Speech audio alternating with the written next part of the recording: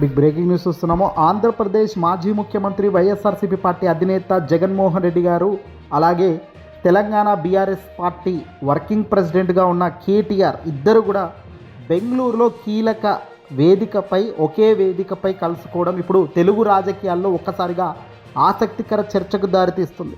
ఆంధ్రప్రదేశ్కు సంబంధించిన మాజీ ముఖ్యమంత్రి జగన్మోహన్ రెడ్డి గారు బెంగళూరు వేదికగా బెంగళూరులో తన నివాసంలో ఉంటున్న విషయం మనందరికీ తెలిసిందే. అవసరం ఉన్నప్పుడు ఖచ్చితంగా తాడేపల్లికి వస్తున్నారు, ప్రజలతో కలుస్తున్నారు, ప్రజలతో మమేకమవుతున్నారు. ఆ తర్వాత తిరిగి మళ్ళీ బెంగళూరుకే వెళ్తున్నారు. 2024 ఓటమి తర్వాత జగన్మోహన్ రెడ్డి గారు బెంగళూరు కేంద్రంగానే నివాసం ఉంటున్న విషయం తెలిసిందే. అయితే తాజాగా మాజీ ముఖ్యమంత్రి జగన్మోహన్ రెడ్డి గారు, అలాగే బీఆర్ఎస్ వర్కింగ్ ప్రెసిడెంట్ కేటీఆర్ ఇద్దరు కూడా ఒకే వేదికపై కలుసుకోవడం, మాట్లాడుకోవడం ఇప్పుడు చర్చానీయాంశం అవుతుంది. శనివారం సాయంత్రం బెంగళూరులో జరిగిన ఓ ప్రైవేట్ కార్యక్రమానికి వీరిద్దరూ హాజరయ్యారు. ఈ సందర్భంగా ఇరువురు నేతలు పక్కపక్కనే కూర్చొని కాసేపు సరదాగా ముచ్చటించుకున్నారు. వీరిద్దరూ మాట్లాడుకుంటున్న ఫోటోలు, వీడియోలు ప్రస్తుతం సోషల్ మీడియా వేదికగా వైరల్ కూడా అవుతున్నాయి.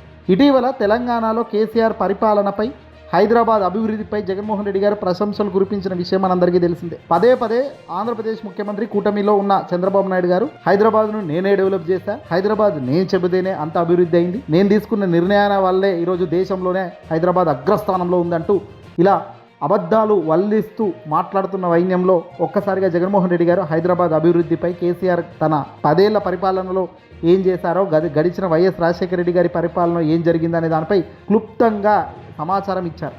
ఇక కేటీఆర్ సైతం పదే పదే జగన్మోహన్ రెడ్డి గారి పేరు ఎప్పుడైతే కూడా మా అన్న అన్నట్టుగా సంబోధిస్తుంటారు.